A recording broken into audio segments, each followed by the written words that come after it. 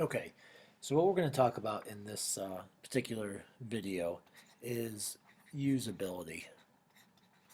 And so when we first start talking about usability, a couple things that I think first come to mind for most web designers that we'll talk about, and there's a variety of things to think about, but text size, and then finally the second one is colors. And so we'll take a look here at both of those features and what we can do to improve those. Let me pull up some sites here, and I want to go through and just kind of take a few minutes to look at these sites with you.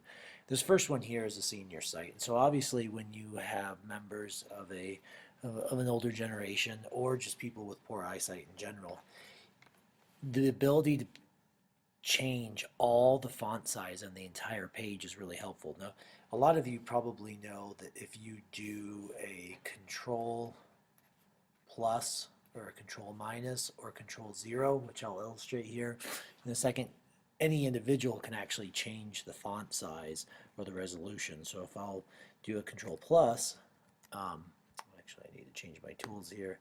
I can do this control plus and the web page will start to increase, or I can do control 0 and I can make the web page decrease dramatically, or I can hit 0 and return back to normal.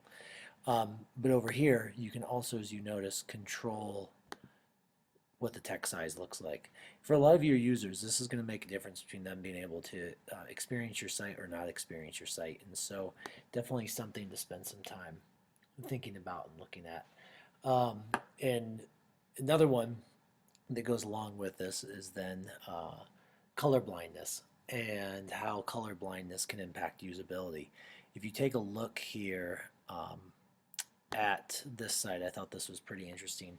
It says we are colorblind, and it says about 8% of the male population has some sort of color blindness. And so a lot of people who aren't colorblind, I'm not colorblind, spend some time when they're thinking about text and colors on web pages trying to imagine what it might be like to be colorblind. And so here are some interesting tools that we can go through that will show you kind of what the spectrum that people have a hard time seeing. I know red and green can be struggles at some point, and then we can show you some examples here, and these examples are quite interesting. And so if you can look, they either have they're good design for people with color sight issues, or they are bad design. So let's look at a bad one. And so this is a traditional Trivial Pursuit board. And if you take a look at the traditional Trivial Pursuit board, this is what it looks like, the colors, assuming you're not colorblind. These are the colors that most of us see when we take a look at that game. But now let's use the simulator down here.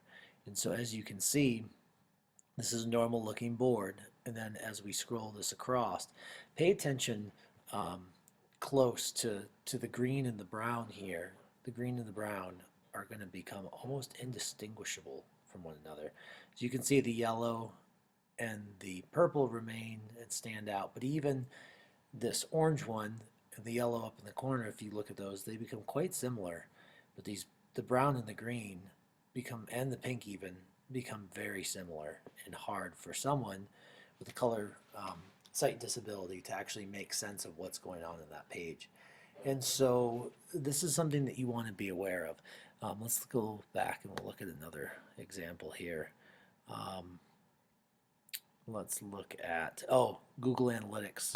Some of the graphs that Google puts out on their analytics page are very hard for people to read. Take a look at this. If you notice the orange and the green, look at what happens to the orange and the green for someone who is colorblind. That graph is not going to have nearly as much meaning for 8% of your male population who visits your site. So definitely something that you need to consider, think about how you can successfully incorporate good usability.